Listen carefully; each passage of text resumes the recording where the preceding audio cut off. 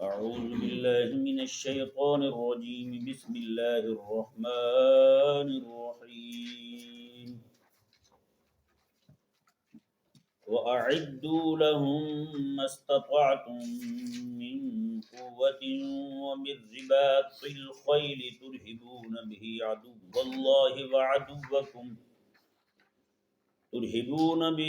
عدو الله وعدوكم وآخرين من دونهم لا تعلمونهم الله يعلمهم وما تنفقوا من شيء في سبيل الله يوفى إليكم وأنتم لا تظلمون۔ سبحان اللہ۔ جیسا کہ سایہ کریمہ پر کل کچھ گفتگو کی تھی، آج پھر اس پر مزید کچھ باتیں کریں گے۔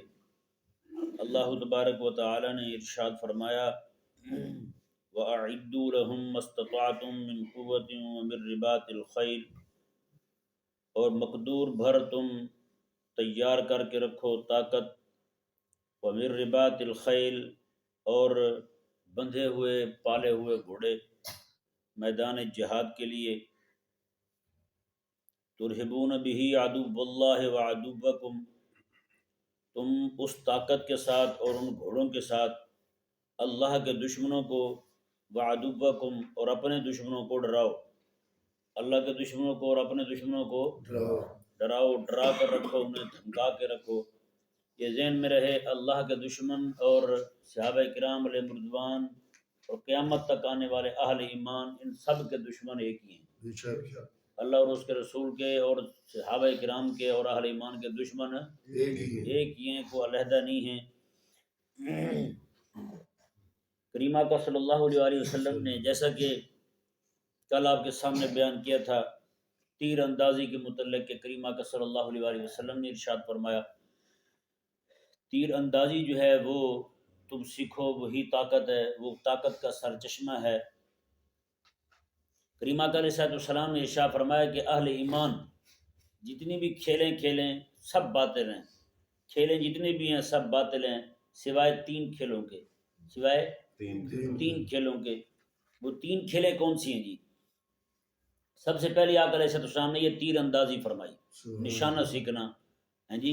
اس کو بطور کھیل کے بھی اگر بچے اپنائیں گے تو ظاہری بات ہے اس کا نفع جو ہے وہ جہاد کو ہوگا، نفع اس کا اسلام کو ہوگا۔ جیسے آج کے دور میں یہ بندوق کے ساتھ نشانہ بازی سیکھنا ہے جی، یہ نہیں کہ کسی کا سر پھاڑنے کے لیے یا اپنی لڑائیاں لڑنے کے لیے وہ سیکھے، ویسے سیکھ کے رکھے تاکہ جو ہے نا وہ کسی وقت بھی اگر ضرورت پڑ جائے اسلام کے لیے تو مجھے چلانا آتا ہو۔ ہاں جی، ایک تو یہ کریمہ علیہ السلام نے شاہ فرمایا یہ کھیل باطل نہیں ہے کیونکہ اس کا نفع ہے۔ نفع کس کو؟ اسلام کو نفع ہے، اہل اسلام کو نفع ہے اس کا۔ اور دوسری کھیل کریمہ علیہ السلام نے شاہ فرمایا کہ گھوڑے کو سدھانا، ہاں جی، سدھانا مطلب گھوڑے کو سکھانا جنگ کے میدان میں کیسے کھڑا ہونا ہے۔ گھوڑے نے، گھوڑا جو ہے وہ جنگ کا میدان چھوڑ کر بھاگے نہ وہاں سے جی۔ گھوڑوں کو بھی باقاعدہ سکھایا جاتا ہے، ان کو سدھایا جاتا ہے باقاعدہ۔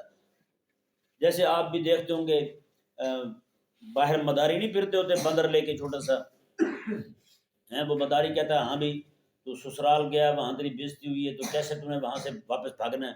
وہ کیسے اپنی پیٹھ کے پیچھے ہاتھ رکھ کے بھاگتا وہ بندر واپس آتا ہے، کہتا لو جی سسرالیوں سے میں تو عزت کرا کے واپس آ رہا ہوں۔ یہ ان چیزوں کو سکھایا جاتا ہے۔ جس طرح یہ سکھاتے ہیں یہ 10 روپے کی خاطر مداری باندر کو پتہ نہیں کیا کیا سروں سے ناراض ہونا سکھا دیتا ہے سسرالیوں سے۔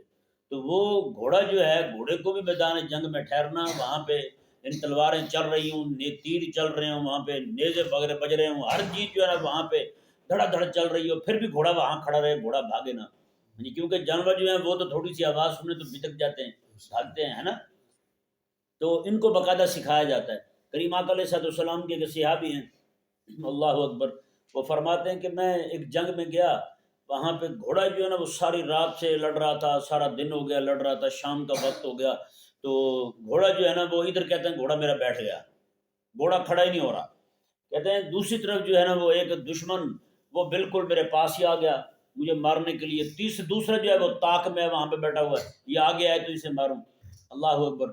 کہتے ہیں کہ میں نے نا نیچے ہو کے گھوڑے کے کان میں کہا اگر تو نے یہاں پہ میرا ساتھ چھوڑ دیا، اپنی تھکاوٹ کو عذر بنایا تو نے، تو میں تیری شکایت کریم آقا علیہ السلام کے روزے پہ جا کے لگاؤں گا، رسول اللہ علیہ السلام کے روزے پہ جا کے تیری شکایت کروں گا۔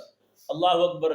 امام واقدی رحمہ اللہ ارشاد فرماتے ہیں بس گھوڑے نے جیسے یہ سنا نا کہ یہ تو میری شکایت کریں گے کریم آقا علیہ السلام کی بارگاہ میں، کہتے ہیں اس نے اٹھ کے دوبارہ دوڑنا شروع کر دیا جیسے تازہ دم ہو گیا۔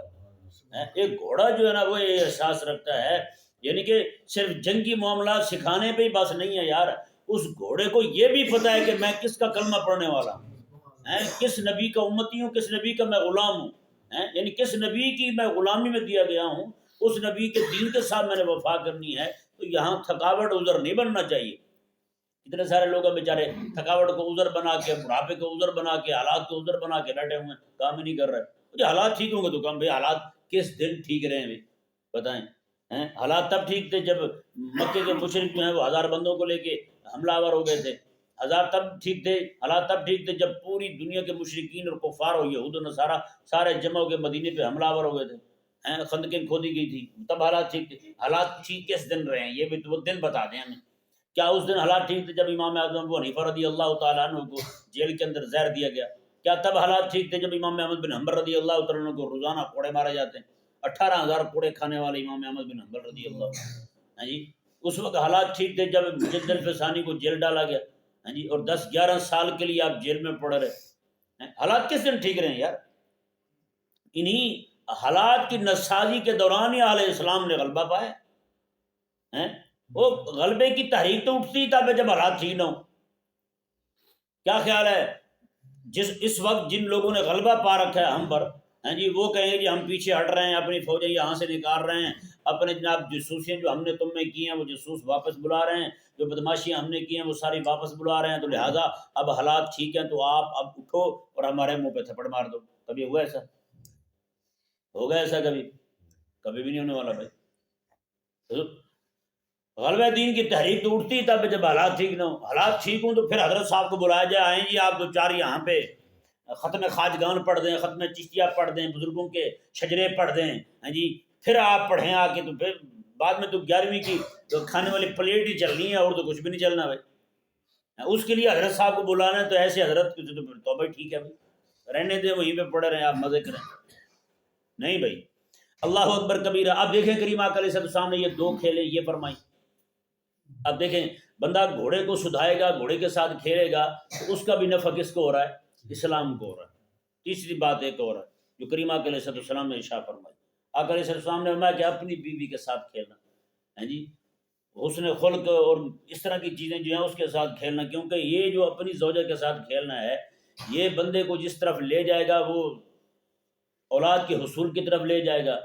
اور اللہ اکبر، امام راضی رحمہ اللہ نے، امام قرطبی رحمہ اللہ نے یہاں پہ بات زبردست فرمائی ہے، فرمایا کہ اس کی بھی وجہ ہے کہ آقا علیہ السلام نے اس کھیل کو جائز کیوں قرار دیا ہے، میں اس کا بھی نفع اسلام کو ہو رہا ہے، نفع اس کا بھی اسلام کو ہو رہا ہے۔ وہ کیسے جی؟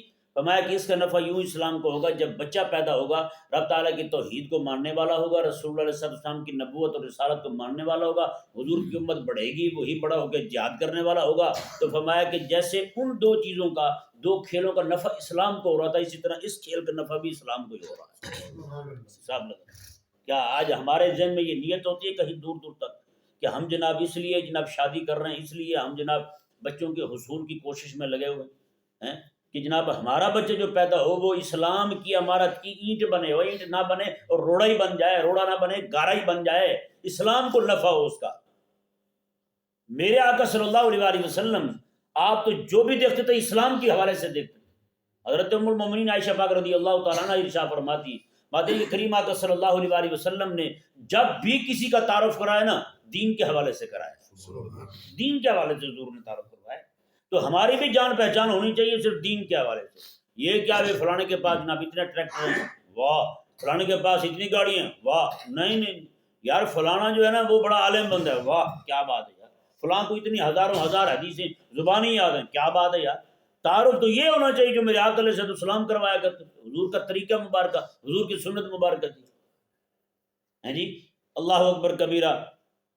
اب دیکھیں جی اللہ تبارک و تعالیٰ نے ارشاد فرمایا میں تم نے طاقت، اور یہاں سے یہ بھی ہے کہ بندہ جو ہے نا طاقت اپنے جسم کو بھی مضبوط رکھے، ہاں جی، اپنی خوراک ٹھیک رکھے، اپنا اٹھنا بیٹھنا ٹھیک رکھے، خوراک کا بھی اپنا ٹائم ہو، ہاں جی، رات کو سوئے وہ 12 بجے اٹھے جی شورما کھانے کو دل کر رہا ہے، اسی وقت آرڈر کیا اور شورما کھا لیا، شورما کھا کے لیٹے اور جناب ادھر حضرت صاحب کچھ ہی مہینوں میں موٹے ہو گئے ہیں، کسی کام کے نہیں رہے، اٹھنے بیٹھنے سے بھی آوازار ہو گئے۔ پھر نہیں، اپنی جناب ٹانگیں مضبوط رکھے تاکہ دشمن حملہ کرے تو بھاگ سکے، اپنے ہاتھ مضبوط کرے تاکہ یہ تلوار اٹھا سکے یا پستول اٹھا سکے، ہیں جی، اپنی نظر بھی ٹھیک رکھے اس لیے تاکہ دشمن آتا ہوا اسے دکھائی دے، ہیں جی، اپنے دل کو بھی گناہوں کی علائشوں سے پاک رکھے تاکہ اس کا دل جو ہے دوست اور دشمن میں پہچان کر سکے کہ نہیں۔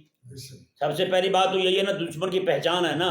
اللہ تبارک و تعالیٰ نے جو یہاں فرمایا ہے میں کہ تم نے ڈرا کے رکھنا ہے ان کو جو تمہارے دشمن ہے اور رب کے دشمن ہے، اللہ کے دشمنوں کو اور اپنے دشمنوں کو ڈرا کے رکھنا ہے۔ آج افسوسناک بات یہ ہے ہم نے اپنے دشمن پہچانے نہیں، اپنے دشمن پہچانے نہیں، اور رب کے جو دشمن ہے ان کو یار بنا رکھا ہے ہم نے، ان کو اپنا خیر خواہ سمجھ رکھا ہے، ان کو اپنا نجات دہندہ سمجھ رکھا ہے، اور اپنے جو دوست تھے ان کی طرف ہم نے اپنے توپوں کے منہ کیے ہوئے ہیں۔ بتائیں بھائی، ہمارے، میں بحیثیت قوم کہہ رہا ہوں، میں بھی پاکستانی ہوں، میں کون سا سکھوں کے علاقے سے آیا ہوں، بحیثیت پاکستانی بتائیں ہم پاکستانی قوم نے آج تک کوئی علاقہ فتح کیا ہے نمبر 1، لیکن اپنے علاقے کافی سارے کھو بیٹھے ہیں۔ جب بھی مسئلہ ہوا ہے اپنوں پہ ہم نے توپیں سیدھی کر لی ہیں، اور جب کسی باہر کے دشمن پر توپ سیدھی کرنے کا ٹائم آئے تب ہم دیکھتے ہیں بھی ڈیڈی امریکہ کیا کہتا ہے۔ یہ کیا طریقہ ہو بھائی؟ یہ دوست دشمن کی پہچان نہیں رہی۔ یہ میں حقیقت کہتا ہوں، یہ سب سے بڑا عذاب ہے بندے کے لیے، بندے پر عذاب ہے کہ بندے کو پہچان ہی نہیں رہے کہ میرا دوست کون ہے میرا دشمن کون ہے۔ جب اس ظاہری بات ہے دوست دشمن کی پہچان نہیں ہوگی وہ تو بندہ ہر وقت نقصان میں ہوگا یار۔ دوست پر حملہ کرے گا تو دوست کھو بیٹھے گا، دشمن کے ساتھ یار لگائے گا دشمن اس پہ وار کر دے گا، بتا نقصان ہے یا نہیں، ہمارا وقت نقصان میں ہے وہ بندہ۔ تو اللہ کے کائنات نے ارشاد فرمایا کہ تم نے اب اللہ کے دشمنوں کو اور اپنے دشمنوں کو ڈرا کے رکھنا ہے۔ اب بتائیں نا وہ جو کہتے ہیں اسلام تو بڑا صوفی والا ذہن رکھتا ہے، یہ امن والا ذہن رکھتا ہے، رب فرماتا ہے تم نے اسلحہ رکھنا ہے باہر، اس کو ٹاکی شاکی مارتے رہنا ہے، لوگوں کو دکھاتے رہنا ہے، ان کو بتاتے رہنا ہے ساڈے کول اے شے ہے، ذرا سنبھل کے، ہمارے پاس فلاں فلاں چیزیں ہیں بھائی، ہیں تو رب تبارک و تعالیٰ نے ان کو ڈرا کے رکھنا ہے تم نے۔ بتائیں جن کا نظریہ یہی ہے بھی ہم اسلام امن کا درس دیتا ہے، جیسے ایک بندہ تھا نا جی سکھ، وہ کہیں باہر گیا تو اسے چور پڑ گئے، جب چور پڑے تو انہوں نے سارا کچھ چھین لیا، اسے پیسے لے لیے، موبائل لے لیا، بٹوا اس کا لے لیا، جو بھی گاڑی وغیرہ بھی لے گئے۔ گھر واپس آیا تو روتا ہوا، بیوی نے پوچھا کیا ہوا، اس نے کہا چور پڑ گئے تھے۔ اس نے کہا پھر ان کے پاس تو ڈانگیں تھیں، ڈنڈے تھے بڑے بڑے، اس نے کہا پھر، اس نے کہا تیرے پاس بھی تو پستول تھا، اس نے کہا وہ میں نے نکالا نہیں، کہیں وہ بھی نے چھین لے، وہ میں نے جان بوجھ کے نہیں نکالا بھائی، وہ بھی نکالتے تو وہ بھی لے جاتے نامراد، پیچھے کیا رہتا ہمارے پاس بتا بھی، پھر کس کو ڈراتے؟ او بھائی جب تیرے اوپر وقت آیا تو نے نہیں نکالا تو فائدہ تیرے پاس تجھے اپنے پاس رکھنے کا بھائی۔ تو یہ عجیب احمقانہ سوچ ہے ہمارے ہاں بھائی، اللہ اکبر کبیرہ۔ رب تبارک و تعالیٰ نے فرمایا کہ تم نے اللہ کے دشمنوں کو اور اپنے دشمنوں کو ڈرا کے رکھنا ہے، یہ نہ ہو کہ تم جب وقت آئے جناب وہ تمہارے اوپر ڈنڈے اٹھا کے کھڑے ہوں اور تم اپنا پستول ہوتے ہوئے بھی تم جناب نہ نکالو اسے، اس ڈر سے کہیں یہ بھی نہ چھین لیں، تو بات تو پھر ختم ہو گئی۔ پھر ایسے احمق بندے کو مارنے سے کوئی بھی نہیں روک سکتا، ایسے احمق بندے کی پوری دنیا میں سوائے گدھے گھوڑے کے اس سے زیادہ اس کی کوئی حیثیت ہی نہیں ہے، اس سے زیادہ کوئی حیثیت نہیں ہے اس کی۔ یہی تو وجہ ہے کہ پوری دنیا کے دین دشمن جو ہیں وہ جس پہ چاہتے ہیں چڑھ جاتے ہیں، جس ملک پہ چاہتے ہیں اسے لتاڑ دیتے ہیں، بم مارتے ہیں، گولے مارتے ہیں، بارود پھونکتے ہیں، فاسفورس بڑے بڑے انتہائی زہریلے بم پھینک رہے ہیں، نعوذ باللہ۔ اللہ تعالیٰ نے ارشاد میں تم نے ڈرا کے رکھنا ہے ان کو۔ اور یہ دیکھیں ہمارے فقہا کی جو کتابیں نا ان کو آپ اگر آپ اٹھا کے دیکھیں وہاں انہوں نے لکھا ہے عام بندہ جو ہے ہمارے لیے ناخن بڑھانے جائز نہیں ہے، جتنی شریعت مبارکہ نے مدت رکھی ہے اس کے اندر اندر ان کو کاٹنا ہے، اس سے آگے بڑھائیں گے گناہ گار ہوں گے۔ اسی طرح بال جو ہیں بالوں کو بھی نہیں بڑھا سکتے، پونچھیں جو ہیں ان کو بھی حد شرع سے آگے نہیں بڑھا سکتے، لیکن جو مجاہد ہے اس کے لیے کریم آقا علیہ السلام نے خود اجازت دی۔ حضرت عمر رضی اللہ تعالیٰ عنہ آقا علیہ السلام کی بارگاہ میں عرض کرتے ہیں حضور مجھے اجازت ہے میں مونچھیں بڑی بھاری رکھنا چاہتا ہوں، بڑی مونچھیں۔ آقا علیہ السلام بھائی کیوں بڑی مونچھیں رکھنا چاہتے ہو؟ کہنے لگے حضور میں چاہتا ہوں تاکہ رب رسول کے جو دشمن ہیں ان کو اپنے مونچھوں کے ذریعے ڈراؤں میں. بھائی ان کا بھی روب ہوتا ہے. کریم آقا علیہ السلام میں ٹھیک ہے عمر رکھ لو تم ہیں. اور یہاں تک فرمایا کہ عام بندہ جو ہے اس کی مونچھیں اس طرح بڑھی ہوئی ہوں ہیں تو وہ منہ میں جائیں نقصان دہ اس کے لیے، لیکن مجاہد بندہ جو ہے اس کے لیے بڑے بڑے بال رکھنے ہیں اور بڑی بڑی مونچھیں رکھنی اس کی، اور اس طرح اور بڑے بڑے ناخن رکھنے، اس کے لیے شریعت نے اجازت دی ہے. نہ اس کو معاف ہے یہ کرے، کیونکہ اسلام کے غلبے کے لیے کام کر رہا ہے. بہت ساری چیزیں شریعت نے اسے معافی دی ہے. اب کو بندہ ان جیسے بال رکھ لے اور جہاد پہ جائے نا ہیں تو اس کو تو اجازت ہی نہیں ہے پھر. وہ تو کسی اور وجہ سے رکھ رہا ہے وہ بندہ. اللہ اکبر کبیر. آج کل جیسے آ گئے ہیں جناب بال ہیں جی، یہ جو فلانی کٹ ہے، یہ پیالہ کٹ ہے، یہ ڈونگا کٹ ہے. میں نے کہا یار عجیب نظام ہے. یہ پہلے اس طرح کی شکلیں کھوتوں کی بناتے تھے، ہے یہ نہیں ہوتی تھی؟ نہیں ہوتی تھی. دیہاتوں میں بڑے شوقین ہوتے بندے گدھے کے، گدھے کی جناب بڑے قسم کے سٹائل کے بال بنے ہوتے تھے. آج کل تو خیر مدرسے کے بالوں کے بھی بال، بچوں کے بال چیک کر لیں تو ان کے بھی سیدھے نہیں ہوتے جی. وہ بھی جناب فوجی کٹ، فلانا کٹ. جب پوچھا جائے ہاں بھی بچے آپ کو یہ کٹ کیوں لگ گئی، کہتے ہیں جی ہمارے ابے نے یہ ٹک لگوایا نائی سے. وہ نائی نہیں مانتے. ایک لڑکا آیا میرے پاس ادھر، داڑھی اس کی اچھی بڑی بڑی تھی. میں نے کہا ہاں بھی تیری داڑھی کو کیا ہوا؟ کہتے نائی نے کاٹ دی. میں خود نائی کے پاس گیا، نائی کو تو میں نے جا کے چنگی بھلی سنائی. تو میں نے کہا تو اتنا بےغیرت ہے؟ کہتا جی میں نے رکھی اور کاٹ دی پکڑ کے. میں نے کیوں کاٹ دی پکڑ کے؟ تم شرم حیا نہیں ہے؟ پہلے پوچھ لیتا ہے بندہ.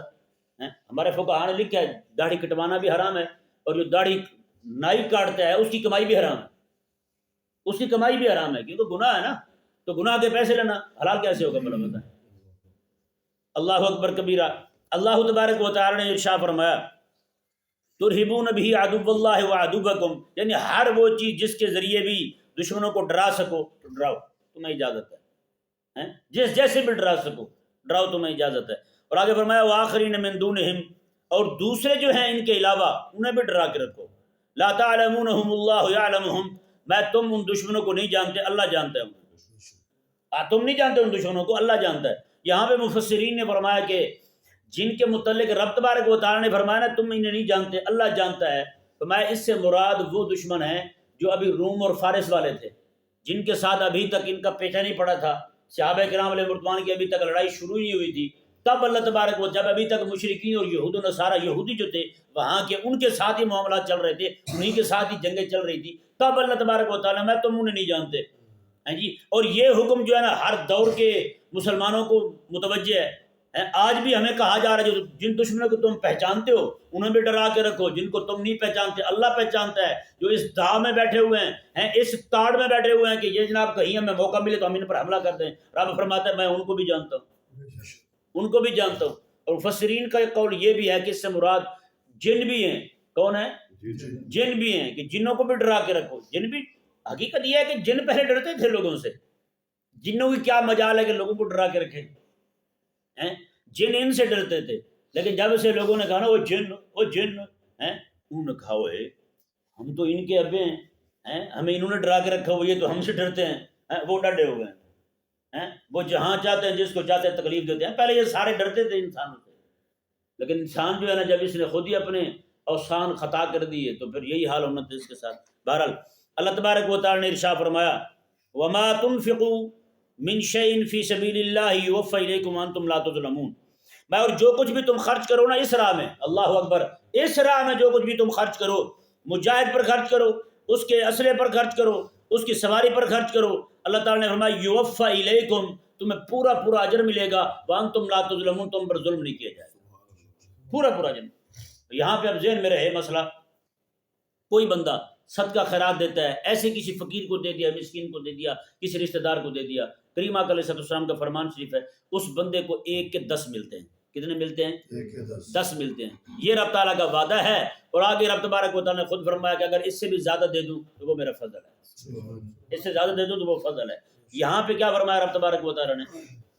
جو بندہ دین کے غلبے کے لیے پیسہ خرچ کرتا ہے، جہاد کے لیے پیسہ خرچ کرتا ہے، اس بات کو اسی آیت مبارکہ کو کل انشاءاللہ پھر کھولیں گے. جی اس میں بہت ساری باتیں رہ گئی ہیں، ٹائم تھوڑا سا زیادہ ہوتا ہے تو دوست جو ہے نا باہر کے ان کے فون آنے شروع ہو جاتے ہیں. جی ان علمہ درس، میں کہتا ہوں لمحے پہ کے سن لینا سی ہیں اتنا بیٹھے نہیں جاتا. میں نے کہا یار آپ لیٹ کے سن لیتے اللہ کے بندے. یہی ہو سکتا ہے نا یار، 24 گھنٹے رب تبارک و تعالی نے دیے ہمیں، تو آدھا گھنٹہ جو ہے وہ بندہ اگر نکال لے تو بڑا آسان ہوتا ہے۔ بہرحال یہ کئی دوستوں کی باقی مجبوری ہوتی ہے، وہ وقت نہیں ہوتا ان کے پاس۔ تو اللہ تبارک و تعالی نے ارشاد فرمایا، اب یہ مسئلہ ذرا سن لے غور کے ساتھ، بس بات ختم کرتے ہیں۔ اب جو بندہ ایسے صدقہ دیتا ہے کسی کو، اس کا ثواب کتنا ہے؟ 1 کے 10۔ جو بندہ اس لیے مال خرچ کرتا ہے اپنا اللہ تبارک و تعالیٰ کے دین کے غلبے کے لیے، جہاد کے لیے، جہاد کی سواری تیار کرنے کے لیے، جہاد کے یہ معاملات کرنے کے لیے، تو اللہ تبارک و تعالیٰ اسے 1 کے 700 عطا فرماتا ہے۔ 1 کے کتنے عطا فرماتا ہے؟ 700 عطا فرماتا ہے۔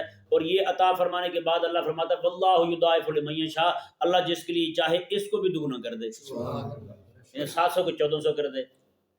یہ وعدہ 700 کا ہے، اور اس کے آگے رب فرماتا ہے فضل فرما دوں، بڑھا بھی دیتا ہوں۔ بتائیں پھر کہاں لگانا چاہیے پیسہ یار؟ ہمارے پیسے تو سارے 11ویں کی کھیر پہ اور کلخانی پہ، چلیسووں پہ، اس طرح کے کاموں پہ جاتے ہیں۔ اور فلانی جناب یہ تھی تو فلانی کو دے دیا، فلانا یہ تھا تو فلانے کو دے دیا۔ بھائی آپ کا پیسہ اتنا آپ کما رہے ہیں، رب تبارک و تعالیٰ کے دین کے غلبے کے لیے کتنا جا رہا ہے پیسہ آپ کا؟ وہ صفر ہے۔ تو بتائیں اللہ تبارک و تعالیٰ نے جو 3-4 اصطلاحیں قرآن میں فرمائی ہیں نا، ایک صدقات والی ہے، ایک انفاق والی ہے، ایک قرض حسنہ والی ہے۔ قرض حسنہ والی بھی دین کے غلبے کے لیے، اور انفاق والی بھی دین کے غلبے کے لیے، اور باقی پیچھے رہ گئی صدقے والی، ہاں جی وہ ایک ہے۔ اس کے اندر بھی رب تبارک و تعالیٰ نے فی سبیل اللہ کا لفظ رکھا ہے، اس میں بھی غلبہ دین کا حصہ ہے، جو صدقات والی اصطلاح ہے قرآن کریم میں بیان ہو، انما الصدقات للفقراء والمساکین والعاملین، فی سبیل اللہ کا لفظ یہاں پہ بھی موجود ہے۔ میں اللہ کی راہ میں بھی دو، تو وہاں پہ اللہ کی راہ میں مفسرین نے فرمایا ہے، میں وہاں پہ دین کے طالب علم، حجاج کرام، حج کے لیے جانے والے، اس طرح کے لوگ جو ہیں، مجاہد فی سبیل اللہ، جہاد کے لیے جانے والا، وہ لوگ شامل ہیں۔ 50 دے کے ہم میلاد کے جلسے پہ کروا دیں گے، اور سر والے مولوی بلا کے ان کو جناب 50,000 روپے دے دیں گے، لیکن حضور کے دین کے مدرسے کے لیے دینے کے لیے ہمارے پاس کچھ بھی نہیں، جبکہ وہ مولوی صاحب تو جناب ایک رات کے 50,000 روپے لے کے نکل گئے، آپ نے بھی 50 دے کے پکا کے محلے والوں کو چاول کھلا دیے۔ تو جو رسول اللہ علیہ السلام کا دین پڑھانے والے ہیں، دین پڑھنے والے بچے ہیں، ان بیچاروں کے پاس کتابیں نہیں ہیں خریدنے کے لیے، پیسے نہیں ہیں ان کے پاس کتابیں خریدنے کے لیے۔ یار اگر آپ چاہتے ہیں کہ واقعی بلا واسطہ رسول اللہ علیہ السلام کی خدمت کریں، آپ چاہتے ہیں کہ میں دوں اور حضور کی بارگاہ میں پہنچ جائے سیدھا، تو پھر حضور کی امت کے علماء جو دین کا کام کر رہے ہیں مخلص اخلاص کے ساتھ، اور دین پڑھنے والے بچے جو ہیں ان کی خدمت کریں۔ حضرت سید توکل شاہ بالوی، یہ سنیں ذرا غور کے ساتھ، حضرت سید توکل شاہ بالوی رحمہ اللہ ہند کے پنجاب کے امبالہ علاقہ ہے، وہاں پہ آپ کا مزار شریف ہے۔ آپ رحمہ اللہ جو ہے نا اچھے اچھے کھانے بنا کے لوگوں کو کھلاتے تھے۔ ایک رات خواب میں حضور تشریف لائے، آقا علیہ السلام نے ارشاد فرمایا کہ اوے توکل، تو لوگوں کی دعوت کرتا ہے، میری دعوت نہیں کرتا، میری دعوت نہیں کرتا تم۔ صبح اٹھے تو عجیب قسم کی طبیعت ہو گئی کہ حضور کی دعوت کیسے کروں گا، سارا دن ایسی پریشانی میں۔ بالآخر ذہن میں یہ آیا، حضور نے ارشاد فرمایا کہ عالم جو ہے نا وہ میرا وارث ہے، عالم جو ہے نا میرا خادم سچا وہی ہے، عالم وارث ہے میرے دین کا، اور میرا وارث انبیاء کا وارث ہے عالم۔ تو باتیں جیسے یہ بات ذہن میں آئی تو میں نے پھر اپنے علاقے کے سارے علماء کو جمع کیا، قسم و قسم کے کھانے بنائے، ان کے سامنے رکھے۔ جب انہوں نے کھانا کھا لیا، جاتے ہوئے ان کو پھر تحفے اور نذرانے بھی دیے، ساتھ پیسے بھی ان کو پیش کیے۔ جب وہ چلے گئے، رات کو میں سویا تو خواب میں حضور تشریف لائے، حضور بڑے خوش تھے۔ حضور نے فرمایا تیری دعوت بڑی مزیدار، سبحان اللہ، بڑی مزیدار دعوت۔ اس سے کیا ثابت ہوتا ہے؟ جو بندہ ڈائریکٹ بلا واسطہ حضور کی خدمت کرنا چاہتا ہے نا، وہ حضور کے دین کے علماء کی، حضور کے دین پڑھنے والے طالب علموں کی۔ اس لیے تو علماء فرماتے ہیں یہ طالب علم جو ہے نا یہ حضور کے دین کے، حضور کے مہمان ہیں، مہمان رسول ہے، رسول اللہ کے مہمان ہیں یہ طالب علم۔ ہاں کیونکہ یہ لنگر جو لے رہے ہیں یہ رسول اللہ کا ہے نا، تو یہ میرے اور آپ کے دروازے پہ نہیں بیٹھے، یہ رسول اللہ علیہ السلام کے دروازے پہ بیٹھے، یہ حضور کے مہمان ہیں۔ اور آقا علیہ السلام کے زمانہ مبارکہ میں جیسے ہوتا تھا، طالب علم حضور کے مدرسے کے بیٹھے ہوتے تھے، ایسے مہمان تو حضور کے ہیں نا، حضور کے دروازے پہ بیٹھے ہیں۔ اب آقا علیہ السلام کے صحابہ انصار کیا کرتے تھے؟ کسی کی کھجوریں پک گئی وہ کھجوریں توڑ کے لاتے، کسی کی کوئی شے پک گئی وہ توڑ کے لاتے، گھر میں کوئی چیز بنی ہے تو وہ لے کے آتے، اور کھجوریں باقاعدہ صحابہ فرماتے ہیں مسجد نبوی شریف میں ایسے دھاگا باندھا جاتا ہے، رسی باندھی جاتی ہے ایسے، اس کے اوپر خوشے ٹانگ دیے جاتے. آقا علیہ السلام کے صحابہ جن کی تعداد کبھی گھٹتی بڑھتی رہتی تھی، کسی کو حضور مشن پہ بھیج دیتے تھے، تم جاؤ فلاں علاقے میں کام کرنے کی، تو فلاں قرآن سکھانے جاؤ، تو فلاں لڑنے کے لیے تم اتنے لوگ چلے جاؤ. ان کی تعداد کم ہوتی بڑھتی رہتی تھی، بیٹھے وہی رہتے تھے. ہاں جی، تو وہ رسا باندھ دیا جاتا مسجد نبی شریف میں، اس پر کھجوروں کے خوشے جو ہے نا وہ ٹانگ دیے جاتے. صحابہ کرام علیہ رضوان کو حضور فرماتے آؤ جی کھاؤ بندو بیٹھ، اللہ کا نام لو اور کھانا شروع کرو. بتائیں. تو یہ اس وقت جیسے حضور کے صحابہ کرتے تھے، آج بھی حضور کے غلام ویسے ہی کرتے ہیں. اللہ تبارک و تعالی ہم سب کو سمجھنے کی توفیق عطا فرمائے.